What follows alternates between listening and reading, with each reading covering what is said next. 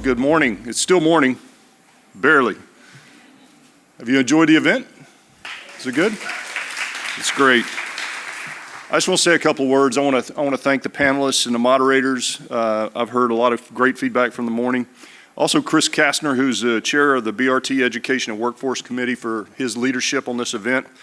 And hopefully you enjoyed listening to the BRT CEOs talk about what they're doing in their workforces and how we're thinking about this in the context of probably one of the most disruptive times in technology history. Thinking about how do we build U.S. manufacturing back up, close the talent gap for skills. You just heard a robust discussion around AI, meaningful career paths, and how we're really trying to build a workforce of the future in light of everything that's going on. And we think it's so important for us to do this right for the American economy, for our global competitiveness, and for us to maintain our leadership around the world. From a Cisco perspective, we were just talking about educating our youth, and we have a program called Cisco Network Academy that's been around since 1997. And it was called Network Academy, but we branched out over the years. We have courses on entrepreneurship, we have courses on generic cybersecurity, AI, and we have literally had 2.6 million students in the United States go through different aspects of this program. And today there's over 300,000 students in that program today. And I think it's a great example of what we were just talking about relative to how corporations can take our assets and our capabilities and actually help educate and prepare the workforce of the future. We also track and have job placement platforms that are associated with network academies, and we have 93% of these students who actually get a better job or get a job as a result of it. So we think it's a really important thing. On to the AI front, we're all focused on AI skills now. You heard Julie talking about everything that they've been doing at Accenture. We've been doing the same thing at Cisco, and it's a big important thing to Julie because her company consults with companies like ours on how do you actually deploy this stuff.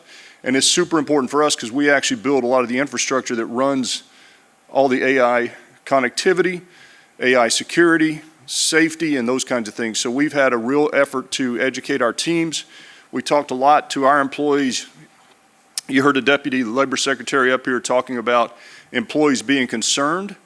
And what we tell our employees is that you shouldn't be concerned about AI replacing your job. You should be concerned about someone who understands AI better replacing you. So make sure you're educating yourself and you're really taking the opportunity to do it. And we're obviously providing a lot of that help as well. From a federal policy perspective, I do want to thank the Deputy Labor Secretary, Keith, for being here with us. We think it's super important for us to all work together to improve outcomes for U.S. employees, and it just requires smart policy. You heard a little bit about that just a few minutes ago, which we think is very important, and we welcome the opportunity to always work together. We advocate for smart education and workforce policies. Some examples are modernizing the Workforce Innovation and Opportunity Act, creating workforce Pell Grants, expanding work-based learning, and earlier today we launched the Skills Trades Initiative, which is important work. It's important to the U.S. economy. Want to raise the awareness, and there are going to be so many opportunities, these apprenticeships or internships that we can all work on together, sharing best practices about how we do that. But we also know that there are broader policy issues that also impact this. Issues like tax policy, trade policy, energy policy, all of those affect how companies are able to invest in their workers as we go forward, and it's really important. And BRT remains eager to work with our policymakers to work on the policies that foster an environment that creates a very strong and competitive U.S. economy. I want to close by just thanking you all for spending time with us here again today. Hopefully you enjoyed the event, and hopefully you'll join us again.